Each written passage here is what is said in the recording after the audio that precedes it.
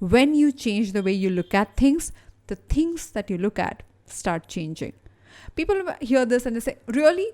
Just by changing the words in my mind, I can change the problem at hand. That's going to solve my financial issue, my relationship problem. No, that won't. But you will be able to do it by changing the actual perspective.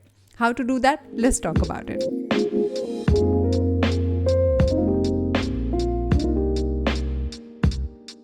Hi there. Thank you so much for joining me one more time on the Absolutely Right podcast. On our Friday episodes, we talk about one issue, one concern, one challenge that is bothering you, not letting you claim the best version of yourself, and find ways, hacks, and methods to go around it, including our powerful journaling technique called Kama Sutra journaling.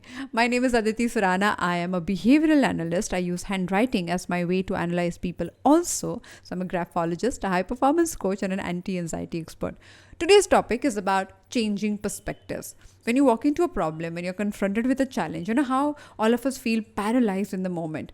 If we can use a technique, a method, a question that can change the way we look at things, probably the things that we look at start changing.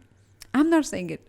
Dr. Wayne Dyer, who was this internationally bestseller author and a motivational speaker, spoke about this sentence many years ago. When you change the way you look at things, the things that you look at start changing. People hear this and they say, really? Just by changing the words in my mind, I can change the problem at hand. That's going to solve my financial issue, my relationship problem. No, that won't. But you will be able to do it by changing the mindset, by rewording the issue, and more than rewording, by changing the actual perspective. How to do that? Let's talk about it.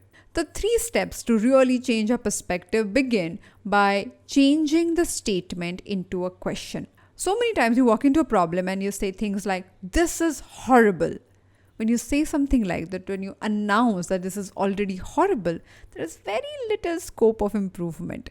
And when you start looking at things in that perspective, with that feeling that this is wrong, this is incorrect, this shouldn't have happened, then you do not try to find any solution there. Now, if you try to change it to a question and ask things like, what can I do here? How can I resolve this? If I accept this, what would change? Point number 2, asking question is not enough. It has to be a solution-oriented question, which means if you ask things like, why me? Why can't you get the point?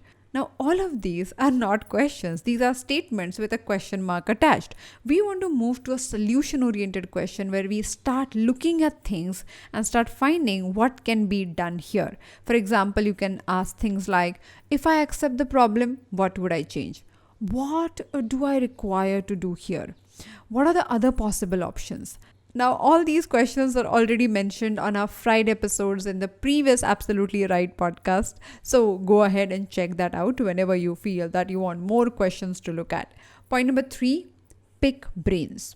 Other people who have gone through the same or similar situations can really help you solve your problems. But most of the time we feel my problem is unique. You know, the divorce that I went through, or the financial crisis in front of me, or the situation at hand, it's so unique that no one will be able to resolve it. Some people also believe that why would somebody give me a free solution? It might not be free. You might talk to the experts, but there are solutions which are already created, which other people might be really happy to give it to you. You don't have to go through this baggage and deal with this problem alone when other people have gone through the journey and can make it easier for you. I just finished submitting my manuscript of the book that I was writing on the Kama Sutra journaling technique, and it is being published by Amazon. So I'm super excited. For many months, I was struggling to get started and not having a thought. So I got this book a friend of mine suggested called the Scribe Method, where they have given step-by-step ways in which you can really write a book, especially non-fiction. This is exactly what I was looking for. Now, I didn't have to reinvent the wheel because someone else had already done the job, broken the steps, and gave it to me on the platter for me to just follow the steps. Now, imagine other people would have done that to resolve your problem too. You just have to start looking. I emphasize on this point a lot, especially in our weekly group coaching module APT, which is a gym for mental and emotional fitness. It's a weekly session program. So I ask people, give them assignments and I ask them to pick brains of at least 3 people who can really solve the problem, who have already gone through the journey. And that is a game changer.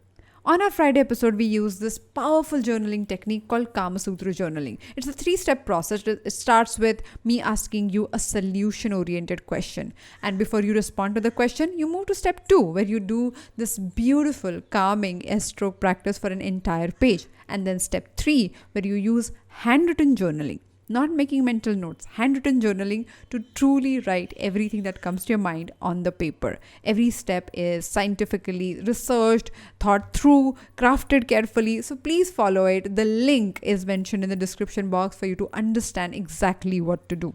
Now, during the lockdown, we created a 21-day anti-anxiety journaling workshop for people to go through this whole method step by step to deal with their problem. It's a social initiative. It's completely free. The link is aditisurana.com/lockdown21. Today's journaling question was inspired while listening to a podcast episode where a dear friend of mine, Kavita Rajwade, was being interviewed by other dear friend Ashton Doctor on his podcast Habit Coach. And they spoke about gamifying life. Now, Kavita's perspective was to take a problem, take a business situation, and try to find a gamification to it. We already spoke about 3 ways in which we can change our perspective. So take these 3 ways and apply them to a challenging situation at hand and ask yourself, what would I change here if I decide to gamify this? Let me repeat the question. What would I change here if I gamify the situation? Now, the very moment you start thinking about gamification, you are slightly removed. You are okay to fall. You don't have to get the answer right the first time. And that by itself relaxes you and you can really look at multiple options. Gamification will also make the trial and error and learning from other people much easier than trying to prove a point by being right in the way you solve the problem.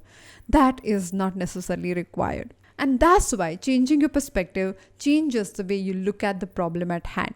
Thank you so much for joining me one more time on the Absolutely Right podcast. If you like this part, if you think this conversation was thought-provoking or useful, make sure that you like, subscribe, and share this conversation with a friend, a family member who is genuinely stuck and not able to move out of the rut because their perspectives are fixed. Getting the right perspective is like getting the right key for the lock. That little movement can open doors for you in the way that you haven't imagined. If you're not sure about this beautiful Kama Sutra stroke practice and if you want us, my team, to give you feedback, then all you got to do is click a nice picture or a small video and tag my handle at Aditi Surana and my team will give you feedback. I'll see you on Wednesday with one more episode of the Absolutely Right podcast. Till then, happy writing.